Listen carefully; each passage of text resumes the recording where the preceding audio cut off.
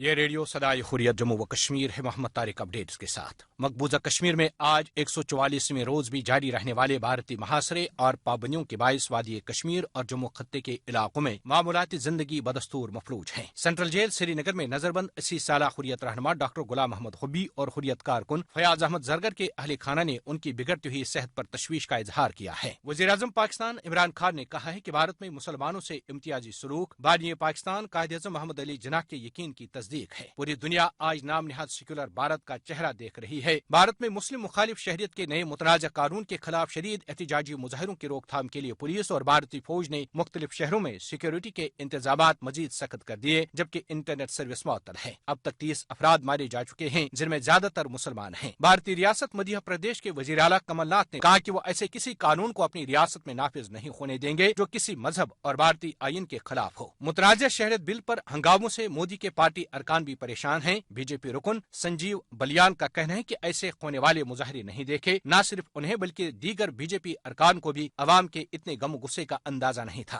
Hong Kong से शाया होने वाले रोजनामे एशिया टाइम्स ने कहा है कि भारत को अपनी पॉलिसियों में तब्दीली के तनाजुर में आलमी सतह पर तनकीद का निशाना बनाया जा रहा है, जिनमें खुसूसन मुसलमानों को हदफ बनाया गया है। अखबार ने अपने एक मजमून में कहा है कि मकबूजा कश्मीर की खुसूसी हैसियत को खत्म और मजहबी अकलियतों के खिलाफ शहरियत के मुतनाज़ा कानून की मंजूरी ने आलमी सतह पर भारत की साख को मुतासिर किया है। फ्रांसीसी ज़राए अबलाग ने मोदी के सफाक चेहरे को बेनकाब किया है। अपडेट्स खत्म हुए। भारत में शहरियत का मुतनाज़ा कानून भारतीय मुसलमानों के साथ साथ भारत की दीगर अकलियतों और निचली जात के हिंदुओं के हक में भी नहीं। ये कहना है भारत की मारूफ दानिश्वरा अरुंधति राय का। एक बड़े एहतजाजी मुजाहरे से खिताब करते हुए उन्होंने मजीद क्या कहा, समात फरमाइए। पुलिस घर घर में घुस के तोड़ फोड़ कर रहे हैं, लूट रहे हैं, जैसे 2002 में मोदी गुजरात में किया, योगी तैयारी कर रहे हैं। दलित जब लड़ते हैं तो वो माओइस्ट बन जाते हैं, आदिवासी लड़ते हैं तो माओइस्ट बन जाते हैं, स्टूडेंट्स लड़ते हैं तो अर्बन नक्सल बनते हैं, मुसलमान लड़ते हैं तो टेररिस्ट बन जाते हैं। घर में जो घुस के जा रहे हैं मुसलमानों के इलाके में, we have to protect each other. 2 दिन पहले